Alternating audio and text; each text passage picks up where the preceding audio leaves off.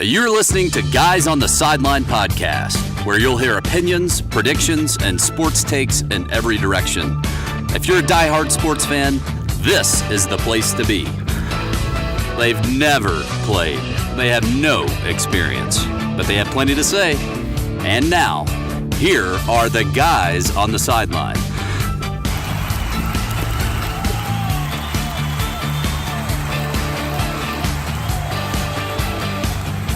Hey, everybody. Welcome on into Guys on the Sideline. This is episode 17. And this, ladies and gentlemen, is back to our roots, back to the thing that matters most. And what is that? That would be, how about them Jazz? Yes. This is Jeff. Welcome on in, joined by Chris. Chris, Yeah. it's nice to have you back in the booth. I've got some words to say to you. One of our listeners was commenting. It actually was a family member of mine, and they were concerned about Chris Mumford because they were like, is Chris doing okay? Because the last episode we had Matty G from Nashville, Tennessee. The previous one we had Dim in from Houston, Texas. Good old Dim. And I think in both of those episodes I might have said some unkind things about you, or I should say your lack of knowledge when it came to March Madness. So I really am feeling bad, so I'm glad to have you back in the booth. Well, thank you. I appreciate it, Jeff. It's great to be back. You know, it's really hard to contend with dudes like Dim and Matt who have these great, deep voices that are all, you know, I come back and listen to myself on here and I sound like the Nutty Professor or something like that. I don't know. But thank you for welcoming me back. Chris, you sound great. And where you thrive and they cannot is on your knowledge and expertise of the association, of the NBA and of the Utah Jazz. And let's be honest for a minute. The Utah Jazz are right where they want to be going into the playoffs. And I almost want to rewind this a little bit because I don't know if you remember our glorious season prediction show where we talked about them being 2, 3, 4, or 5. Do you remember where you picked them? Yeah, I thought I picked them lower because a lot of people were saying preseason that they might, be as high as like 2 or something. I thought they'd be lower than they were last year. And last year I think they were 4. Yeah, so I think you said 5. Yeah, I think we're right around there. Where are they today? 5, I believe. They're number 5, and they're only 2 games out of the 3 spots. So you've got Golden State leading, obviously, the West. Denver's a game behind them. Portland and Houston are tied for the 3rd spot, so they'll be 3rd and 4th respectively, depending on a coin flip. But they're 3.5 back, and the Utah Jazz are 5.5 back. Wow! Half game up on the Clippers. San Antonio snuck in, and then Oklahoma. How about OKC in the 8th spot? Kind of interesting. The team. I guarantee you, Golden State wants no piece of that. If that's how it ends up shaking out. So, but with the way things are stacking up, I don't know that they can get out of that position. I mean, they've got the tiebreakers out over us, but we'd have to lose all of our final games. I think we've only got a few left, right? Couple games. So I think we're basically a lock to not be surpassed by OKC as far as I can tell, maybe. Yeah, because that's... So for us, it's likely to either be Denver, Portland, or Houston that we play, I would guess. Let's do some quick math here. There's 82 games in a season, right? And if the Jazz are 47 and 30... So apparently they've got 5 left, so maybe they could drop that far. Yeah. But they could, but they won't because they're playing Sacramento. Who do they play tonight? I think they've got one left with another fairly good team. Decent team. But, with all the kind of cupcakes they've had lately, they've probably got something in the tank to handle some of these bigger guys. So. Yeah, you would think so. Anyway, my point, and we'll drop this right here. The opinions and predictions on this podcast are right 98.3% of the time. Don't doubt us. Guys on the sideline. We know that we're not experts, but you know what? We need to start posting like an actual visual tracker of our predictions. Okay. Because the people want comedy, Jeff. They want laughs. You know we're on Instagram now, right? Of course I did.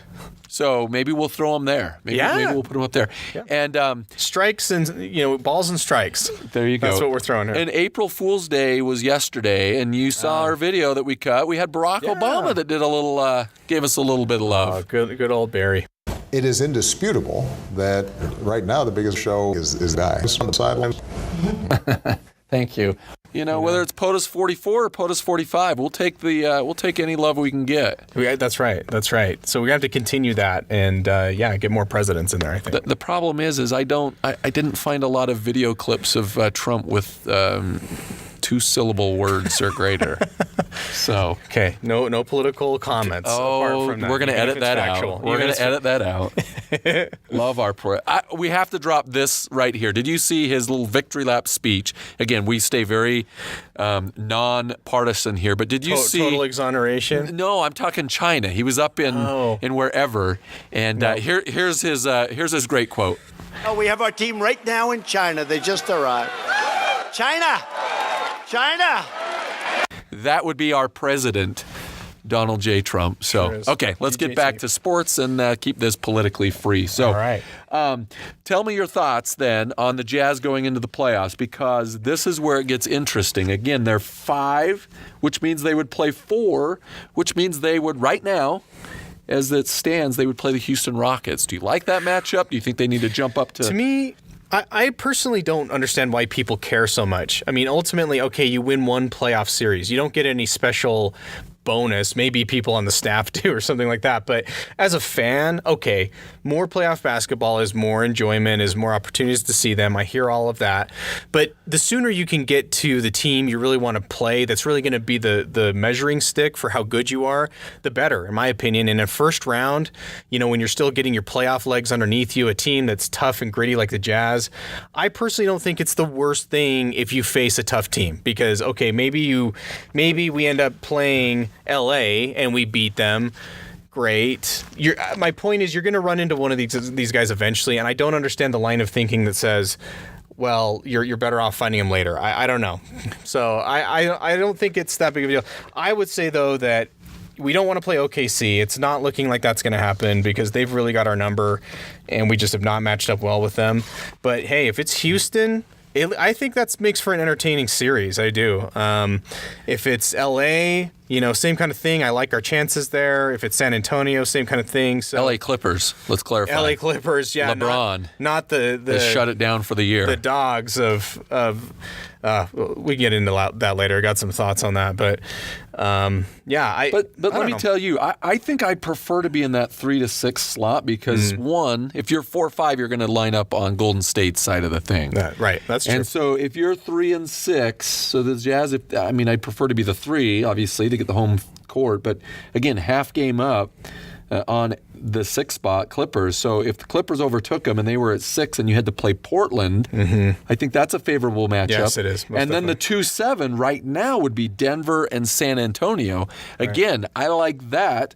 I like Oklahoma City, who, let's be honest, Golden State is the best team in this division, but no doubt. Oklahoma City as an 8 seed is frightening. Oh, it's awful. That is insane. For whoever matches up. And they may end up in the 7 or 6 range, but... So I suppose, we could still end up seeing OKC in the first round. That would be pretty brutal. Could. And Houston's another one of those teams where, again, I think James Harden goes off and oh man. That's a dangerous team. It's tough. Plus, they're going to get all the whistles because the NBA wants James Harden to go as deep as he can go in the playoffs, and they don't want him bounced in the first round. So well, and here's what's interesting. The last couple of games, the Jazz played last night against Charlotte Hornets, and they won. But they gave up how many points to Kemba Walker?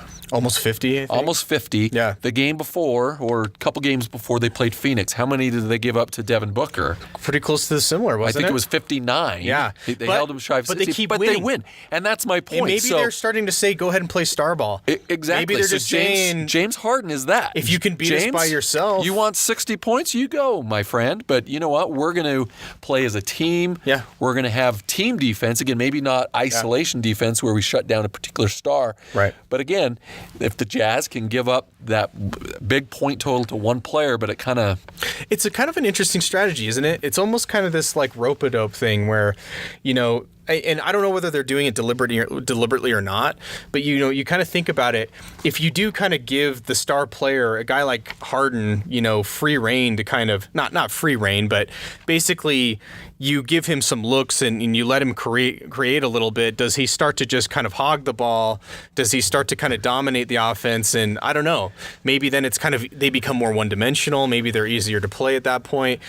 I don't know. It may be a deliberate strategy, and if it is, thus far we seem to be winning with it. So I don't know. Keep it up. Kind of. If we end up facing the Rockets, I don't know. So I read this insightful article about how the key to the Jazz and their performance in the playoffs, speaking on the offensive side of the ball, the key is Rudy Gobert. I saw that. And Interesting. Yeah, He's been stepping up his game. He has. I mean, he's suddenly, every time I look at the stat line, he's hovering right around 20. And I'm sitting here going, this guy didn't go to the All-Star game? I mean, Yeah, it's a total sham. It's but I mean, unreal. from my perspective as a fan, I'm like, in case there was any doubt left, and in case, there's still major idiots out there who agree with someone on this podcast who said maybe he should get traded. Who was that, Chris? I don't know who that guy was, but I think he got suspended for 2 weeks. Yeah, I think he did. Hey, you missed our last episode where I floated the idea of the Packers need to trade Aaron Rodgers, and they need to trade him now because they can get lots of things. I think it's a great point. Yeah, I was going to say, that's not crazy. But they are totally and completely crippled by him. The other thing, just quick NFL note, maybe we'll get to a bit of NFL later, but another team that's being crippled by their star contract is the Broncos and Von Miller. I'm just going to say.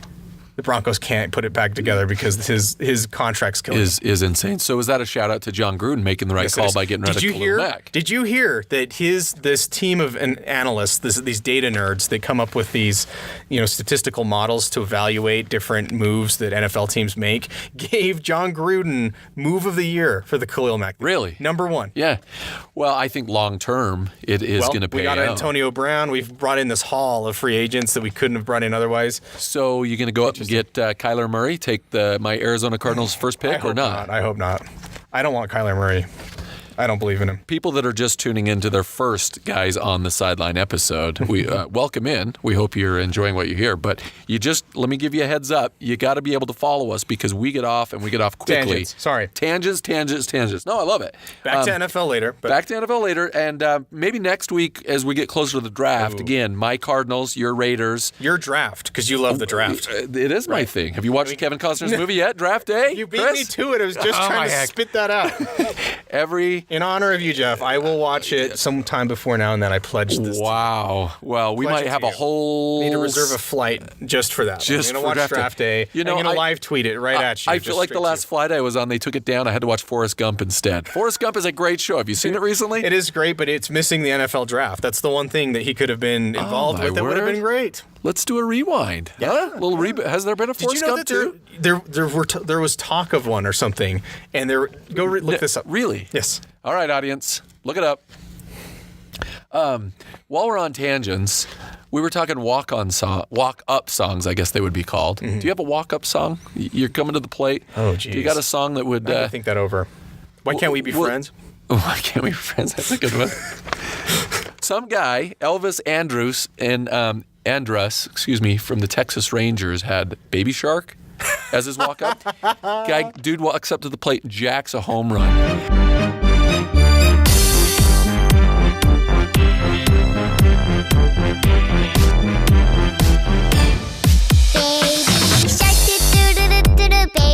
And because that's for his kids. That's for his kids. He played it for his kids. My daughter loves Baby Shark. If you come over to my house anytime right now, you'll basically hear my doctor say, Wexa, Baby Shark, Wexa. She wants Alexa. She wants our Amazon Echo to play Baby Shark. Does Alexa pick that up? No, thank heavens no. She doesn't have the hard A yet. It's not going to be long. And pretty soon, there's going to be even more Baby Shark in our household than there already is. See, we're past Baby Shark, thank heavens. But where we're at, just, I have an 8-year-old, and she picked her whole March Madness bracket. Bless her heart. She's in last place in my family. There's 20 of us. But Liv and Maddie, I think they're on Disney Channel. Liv and Maddie, these twins. Anyway, they're from Wisconsin. So she picked Wisconsin to go all the way. Well, they got bounced in the first game. Brutal. So, okay, Chris, I just have to say, I think we need to have a special podcast someday just about family stuff, because my favorite thing about your family is the fact, is it your 8-year-old who's the enforcer? She's yes. It's my favorite thing, and she rules the roost, no question. I love now, that. I have to give a shout out. So, shout out to my 8-year-old, shout out to my 10-year-old who's 10 years old today. And this is what's somewhat painful. I'm really embarrassed, and I'm not going to have my wife listen to this because she wouldn't appreciate this. But what happened 10 years ago today, other than my adorable daughter was born? Jay Cutler was traded to the How could I Broncos. forget? And I remember it because here we are, right? They whisk the baby in and out of the nursery, and I'm there, and really all the talk on ESPN, and Jay I'm watching Cutler. this. Jay Cutler, the Broncos got their man. Or was it the Bears? Where did Jay Cutler go? I think to the Bears. To the Bears. Yeah, because I think he started with the Broncos. Did I say that incorrectly? I think Have I ever said anything incorrectly on this podcast He went to the Bears, then Miami, and now he's Kristen Cavallari's lapdog. He lives at home. Is he on the radio or on the? Is he in the booth? I don't think No, so. he signed a contract to be an announcer, and then he went to Miami because who was the coach down really? there? Adam Gase was his Who came from the coordinator Bears. from the Bears. Okay. And they said, so he unretired Yeah. and went to the Dolphins. Oh, Jay. All right, now I got to figure out how we get back on topic. We got to get back through Baby Shark. We got to go Let me just Raiders. What? How did we get here? I've just got to. Let's just. That'd be my walk-on Let's song. just Hang hit on, it. hang on. What's the How Did We Get Here song? Talking Heads? You with me? I think so. Okay, let's hear it.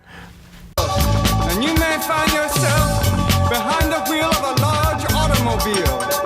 And you may find yourself in a beautiful house with a beautiful wife.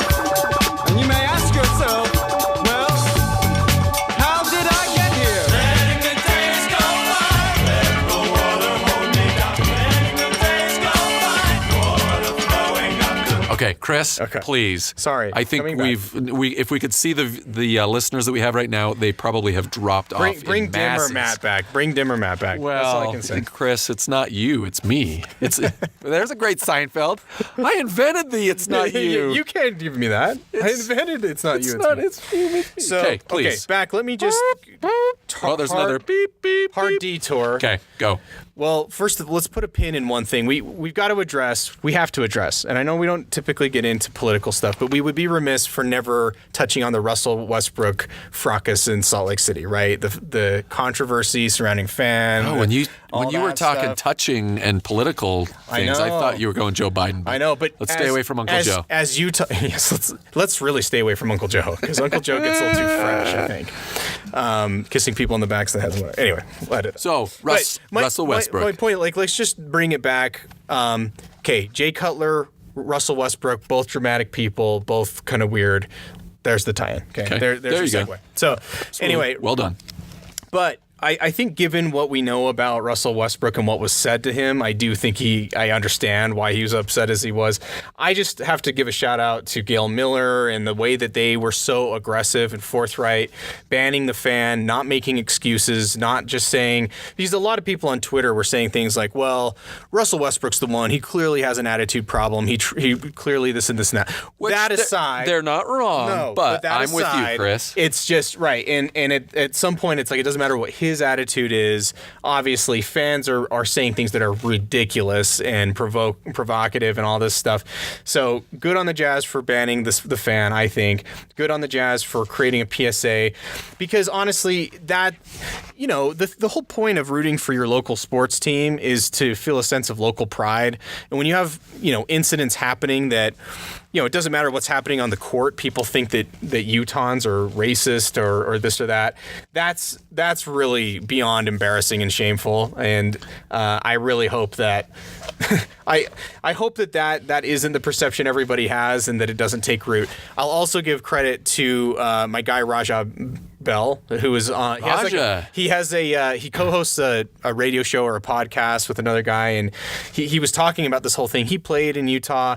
He talked about the fact that he, actually chose to come to Utah later in his career. He had other options and things, but he had played here once. He'd really liked it.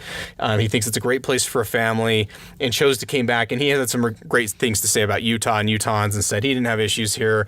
That every place has its couple fans that are going to be inappropriate. So, for fellow Jazz fans listening to this stuff, if you hear stuff, go tell an usher. Go let him know that it's not to be tolerated. Plus, even outside of racial stuff, which is clearly way out of bounds, there are times when people are just being inappropriate in general. That it should be a family environment. It should be a place you feel like you can bring your kids. Go tell someone if someone's swearing, being ridiculous. Don't tolerate it. Absolutely. Get people out. The more you know. The more you know. Chris. PSA. That was really good. PSA. I totally agree with what you're saying. Gail Miller, Great owner, obviously for the late Larry Miller. Yeah. She's running the team, but what a great face, and I think well respected. I'm sure if you were to do a poll here in the state of Utah, she would be one of the most well respected people. Also, shout out to Steve Starks, the president of the Jazz. Great guy and great president. Has a really cool story, and I think he's doing a great job. Dennis Lindsay, I mean, just the whole Class. team, class organization. So I need to go real quick with Raja Bell because that's a name that I had forgotten. Yeah. If you could bring back one former Jazz player, and I'm not saying like in their prime, like give me a role player because it can't be Stockton or Malone or Hornacek. But if you could get one role player kind of back in their prime to add to this team going down the stretch, Chris, who you taking? Can't take Raja because we're going to throw that out. I mean, Raja would be a good option. Is Hornacek on the table? Is he too much of a star? I don't know. I think he's probably too much of a star. Let me take that. Horny for 3. You know, this might surprise you. Maybe Memo, Moneyball. You know, just another guy to stretch the floor. Just more three-point shooting. I think bringing on Korver, I think, has been a help. He hasn't necessarily been, you know, at the top of his game as far as his shooting and things like that. But I think when he's on, his is one of the first stat lines I look at. Because if he's having a good game, there's a good chance that we're going to win it. So maybe Memo. I don't know. Maybe Memo. I was not going to go Andre Karolinko because I remember the game he cried against Houston, I want to say, in the playoffs. Do you remember that? No. They lost and Sloan was yelling at him. And I don't know. There were some tears there. I was going to say, Big Dog. Oh, Antoine. Yeah. Chris Morris. But maybe Greg Foster. I want the intensity of Greg Foster. I don't know if you remember. Why not Matt Harpring? You know, Matt Harpring is the ultimate. A little bit of a bruiser. Yeah, just the bruiser regulator kind of a guy. You know what, though? I'm going to agree with you. I'm going to say Memo. Yeah. Because if you could get him out stretching the court, hitting a couple of threes. I don't know that he was a great defender. I wasn't really paying as much attention to that kind of thing back in those days, but probably not would be my guess. So I don't know if you saw these pictures if I told you that we met Memo. Oh, did you? My son went to the Jazz camp there at the arena, and they advertised we're going to have one Jazz player. Oh, yeah. And so anyway, everyone's freaking out like, is it Donovan? Yeah. And I'm like, nah, it's probably Grayson Allen. Yeah. Probably wouldn't be Rudy. Right. It might be, I'm like, it's probably Ricky Rubio, though. That's kind of where and out walks this guy, and I'm sitting across the court. I'm sitting with my brother-in-law, and I'm like, he looks familiar, but I'm kind of like not expecting Memo, like, right? Gee, that's a tall, strange man that I don't recognize. So I'm like, anyway, it was the funniest thing because there probably were 100, 200 kids, probably 150 is safe at this camp. And it was really well done. The Jazz did a great job. It was a junior Jazz clinic. They're out. They got to play on the court, so something I've never done. My son reminds me about that. But anyway, guy that's in charge of it announces, and he's like, hey, do you guys know who this is? And everyone just, right? I mean, these kids are, my son is 13, but these guys are, 8 to 14, I think was the max age. None of these guys know who Memo is. And so anyway, one of the kids, I actually think it was my nephew that's like, Mehmet or something like that. Cool. He's a statistician kind of kid, reads almanacs for fun. Anyway, he caught it and made the comment, but these kids didn't know who Memo was, and it was okay, and it was cool, and like I was more excited, but it was like these kids were expecting to meet Donovan Mitchell. Yeah, you guys you've got to manage expectations a bit there. Don't just say a Jazz player, maybe say a past Jazz player, just to kind of set the table a little bit there, and then maybe ease your way into the fact that. I think a beloved player. I think somebody who would come back that people would like. I know whenever he comes back and they show him on the Jumbotron, people cheer. I know he's kind of petitioned to have his jersey hung or something like that. I'm kind of like, I don't quite think so. I asked him where he lived. I thought this was interesting because I thought, he probably lives here. And so he's like, no, I live in San Diego. Okay, interesting. But he was up for it. Was a season ticket, like cool. Kind of a give back to the season tickets. Cool that he's still connected though to the franchise. There's kind of an element of in the NFL with my Raiders. It's a well-known phrase: once a Raider, always a Raider, right? If you've passed through the black hole, if you've been in the silver and black before, you're always a Raider to some extent. Even Jordy Nelson. I mean, he had 1 year and then he retired because what was that about? We ruined his whole career and his whole psyche. But he's a Raider now. Is that what he said? No, that's what. But it's very clear that he got kind of. Anyway, we'll go into the whole analysis later. That's teasing for next week. But, for those who want to hear that. But I kind of think there's an element of that with the Jazz. I mean, John Starks was on the Jazz for a minute, right? Yeah. I mean, I'll always remember that. Just anybody who passes through. Derek Fisher? Derek Fisher. Really? Once a Jazz man, always a Jazz man. So, Totally. Peter, come on in. Are we in trouble? Okay. Whew. Anyway. Last week the lights went out on us, so this is probably a good thing that you're in here. Okay, next question, and then we'll make predictions, and then we'll get out the door here. Okay. This question is, who is the MVP on this Jazz team? Okay, let me give you a couple of options. You've got Donovan Mitchell, 23.5 points, leads the team in scoring. 1.5 steals a game is his stat line.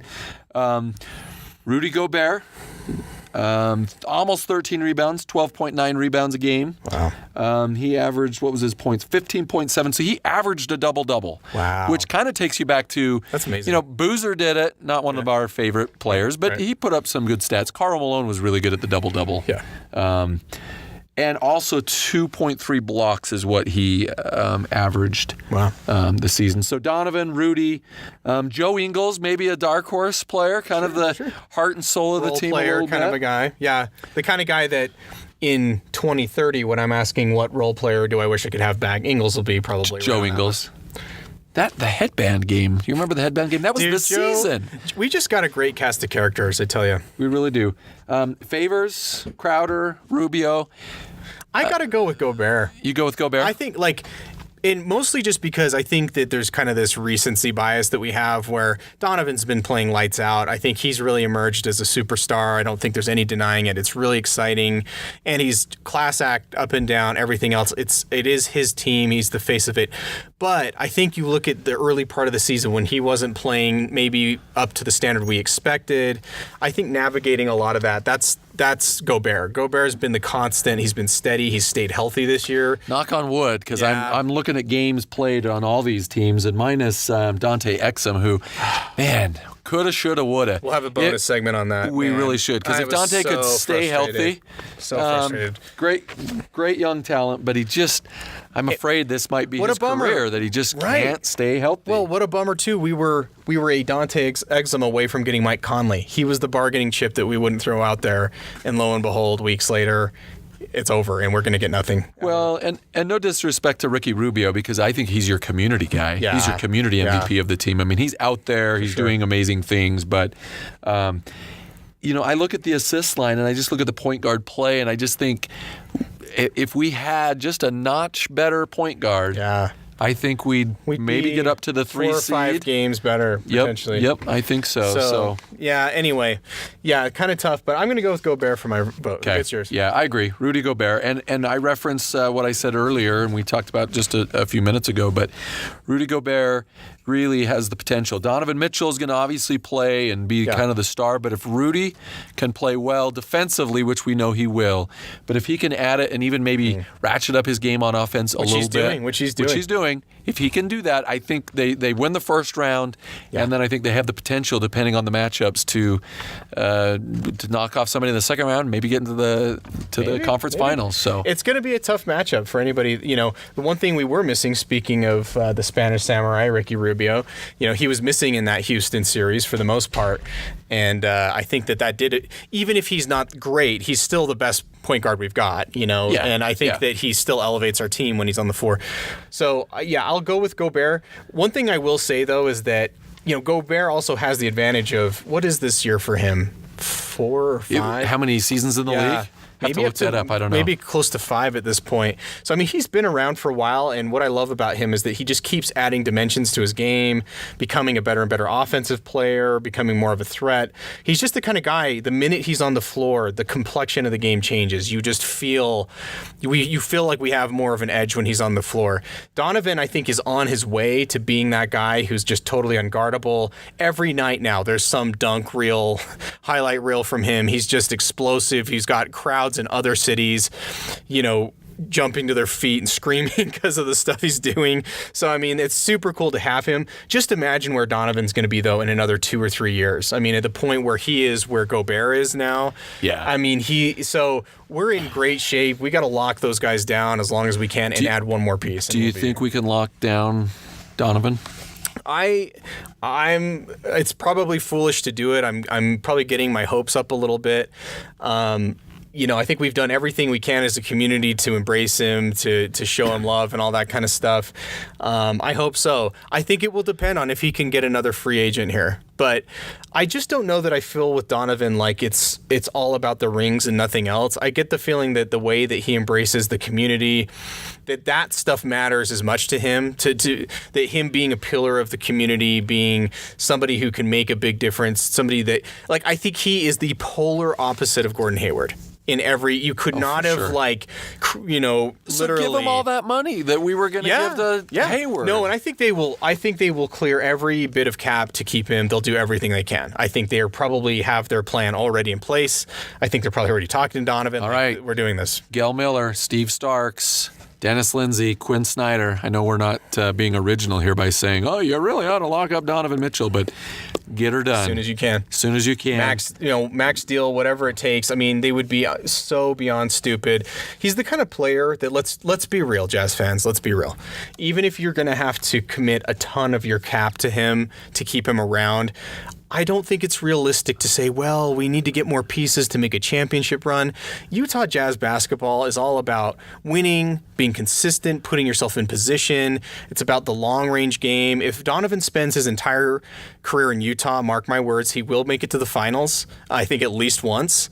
And so I think that's kind of your play, right?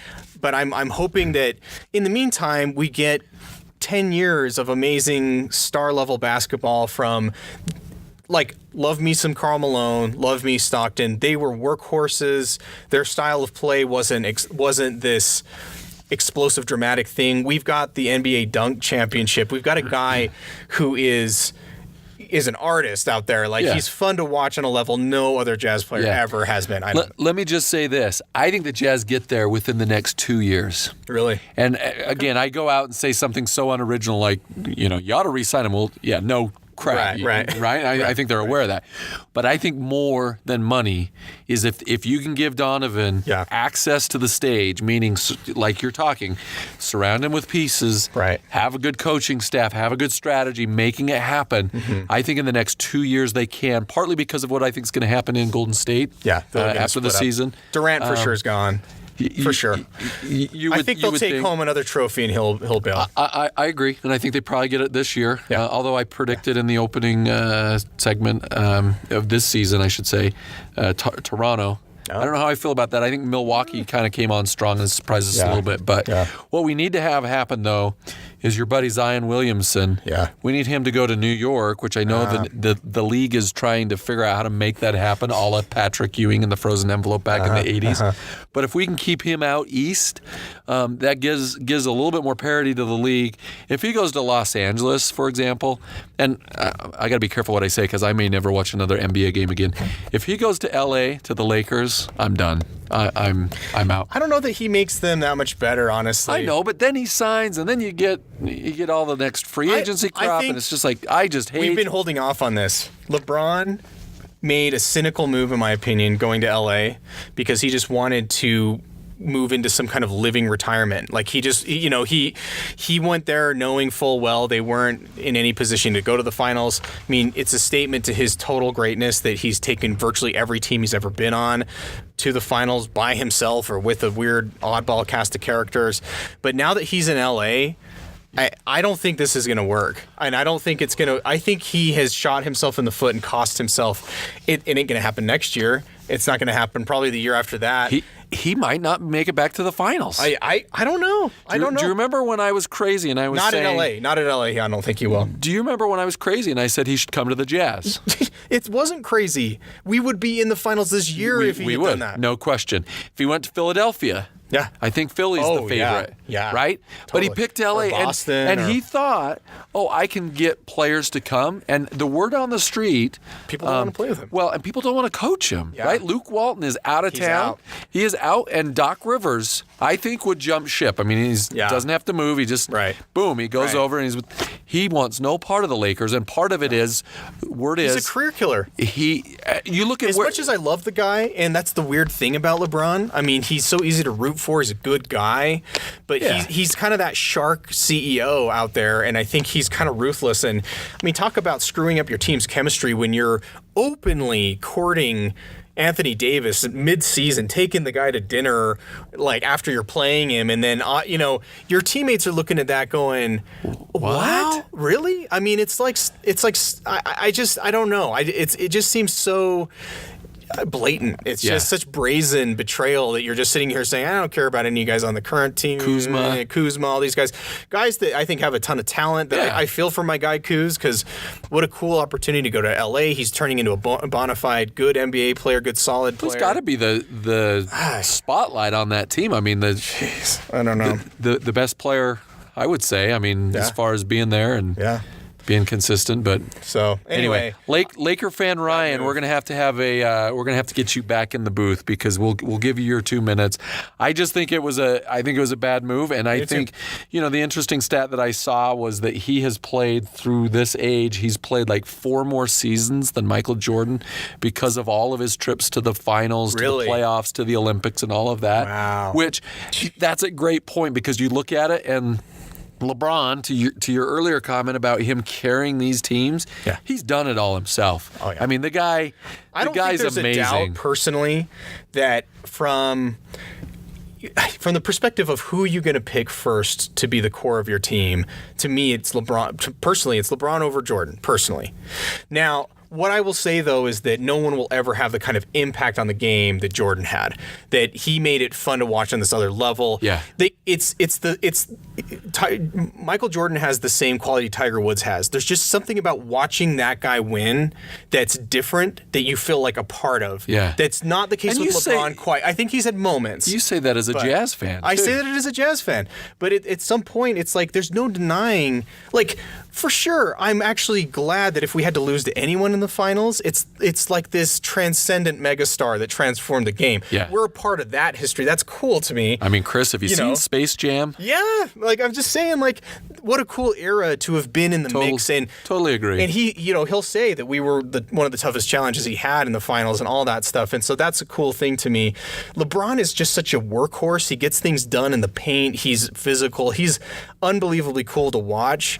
But it's just not, I don't know what it is. It's not quite the same. It's not the same as Jordan's fist pump. It's not the same as, it's just not the same. I don't know what it is. So Chris, I need you to educate me for a second. You know about the Jordan crying meme? Yes. Where did this come from? Where was that? Where was the picture taken? The picture is the Hall of Fame speech. Which was the Hall of Fame speech where he torches Byron Russell? Yeah. Which, if you've never seen, and did I just say Byron? You said Byron. Oh, Jeffrey. Brian Flying Russell? What? Brian Russell? Sorry. Russ. How about B. Russ? Is your you take memo over B. Russ? No, B. Russ would be a nice addition to this team. I'm sorry I forgot B. Russ. Sorry, B. Russ. Sorry, thank you. Brian, not Byron. Have to look at Okay, so Hall of Fame speech. That's where Jordan. So Hall of Fame speech, which, just on a side note, go watch it, because clearly what drives Jordan is like an incredible revenge streak. Like, that's all he's about. He calls out everyone People from in his high school, right? Yeah, like from growing his up days. And the towel boy didn't like me, and the dog walker didn't like. And I mean, you're just like, Jordan. Seriously? You're the greatest. You're here to like settle every score, but that's that guy, dude. But I will tell you, that is the linchpin to him. He is a competitor. It's like Tiger Woods. They are both just hardwired. I love to compete. I want to win. That's all it's about. Don't ever doubt me. So the speech wasn't great, but anyway, that's in his DNA. Anyway, the crying meme comes from that. For whatever reason, the crying Jordan, I don't know how to describe it, except it's kind of this funny symbol of like, you were so close to greatness and you missed it in this weird way. It's kind of how it's used. So it's like, hang on, this is going to make for a great podcast. I'm going to hold up a picture of the Jordan crying meme up to the microphone. Can you see that, ladies and gentlemen? There it is. Jordan, all right, go Google it if you don't know what we're talking about. Tears streaming down his face. And you see it everywhere. You saw it after the Duke game. All I saw was crying Jordans. Crying Jordans. Yeah, so whatever, I don't know exactly how it became such a thing, but it's a thing and it's weird. Okay, so we are out of time. Sadly, this has been another great episode. Chris, it really is good to have you back in the booth. Thank you. Love those other guys, but you're my co-host.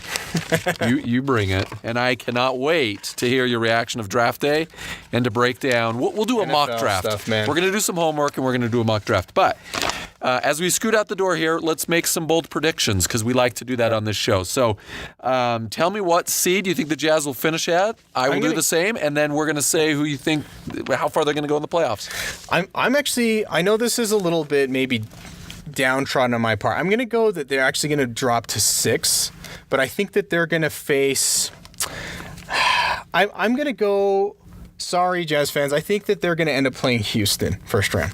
You think Houston overtakes? I think Houston stays around 4. I think that, well, I guess they'd have to, let's see. So we'd play whoever's in third spot, right? Yeah, because Portland and Houston are tied. So that easily could happen. Yeah. Jazz could drop a half game. I agree with you. I think they're going to be the 6th seed, and I'm okay with that. Yeah. But it's going to be a tough matchup. So hopefully 6th seed means hopefully it's Portland, although like I said, at some point you're going to have to play and beat the big dogs. Why not take down the big channel first, shock the world? First round, nobody wants to play a team like the Jazz. Nobody wants to play the team that's going to make them hustle. They don't want to travel at altitude where there's no nightlife.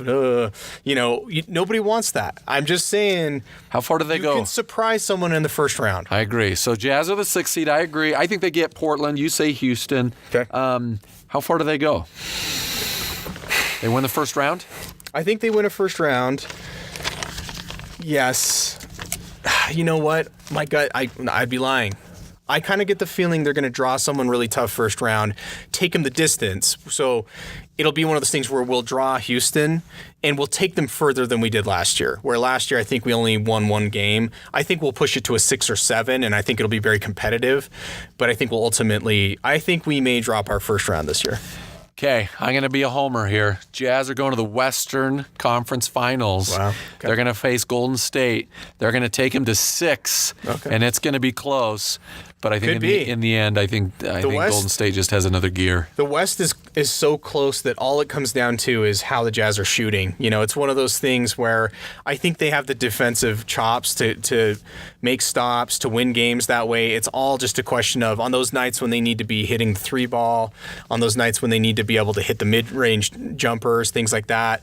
Can they do it? So I hope you're right. My honest, lifelong Jazz organ, when you are raised with a team that you root for, you have a whole separate organ in your body that sends signals to you that says, I feel weird, I feel bad. And it's this correct thing right now. And I'm feeling it about the first round this year. And I feel like just because we've won some like borderline miraculous distance series the first round last couple of years between good Clippers when they were at their peak really with like their stars, OKC. I kind of just don't know that we're going to get all the same bounces unless we play someone like Portland, who they're down like a major piece right now, broke his foot or something the other night. So I mean, if we played Portland, I would change my tune on that, but I think we're going to play someone like Houston, and I think between the whistles that'll go against us and et cetera, I just don't feel good about it. Okay. Well, episode 17 about to wrap up. Any shout-outs before we go out the door today? Just shout out to Dim. Shout out to Matt just for filling in. I think they did an awesome job. Would love to have more people in more often. Get everybody, all of us together. Little round table action. Get everybody chipping in on things. I think it'd be great. So hats off to those guys. I think they did an awesome job. They're welcome back anytime. Okay, well, let's get them back in the booth. We've also got some feedback that we need to do another Seinfeld episode. And so that might be the one where Ryan over here is a huge Seinfeld fan, listened to it, loved it. Wendy over here is she? Is big, and she's had some radio experience. So we might open up the booth here. It's a little cozy, but we gotta open 4 or 5 of us in. But set things up on the table. Anyway, thanks to the listeners, we're growing. Sometimes we joke, Chris, but we're actually getting some good reviews and some good feedback. Good. So excellent. Thank you to our listeners, and please share. Shout out to Craig Bowlerjack, man. Craig Bowlerjack? The bowler. What? Bowler. That's pretty cool. That was awesome, man. Bowler's the man. He was very kind to give us a little bit of love. You can tell that guy's so awesome. Like, he just is, you can tell. He's the real deal. He's the coolest. Yeah. I made him feel old when I said, Craig, I've been listening to you watching you on Sports Beat Sunday on KSL since I was, I don't know how old I was, like 10 years old or whatever. Can you give me the quick backstory on that? We can cut this out. I'm just interested. How did you approach him? What did you say? Just that. I said, Craig. And he's like, hey, one of those. And I'm like, dude, you are awesome. I says, I just want you to know that I've, basically followed you my whole time here. I loved when he was on the Big Show with Gordon Monson and Buller Jack.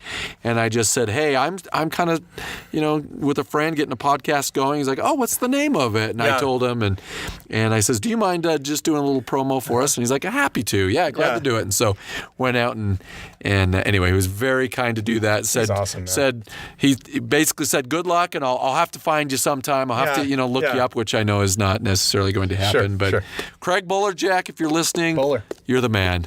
Keep up the great play-by-play. So stuff, man. Anyway, I think that's it. Thanks for joining. Episode 17 is in the books, so we will see you next time. I'm Jeff. He's Chris. Bye-bye. See you later. The opinions and predictions on this podcast are right 98.3% of the time.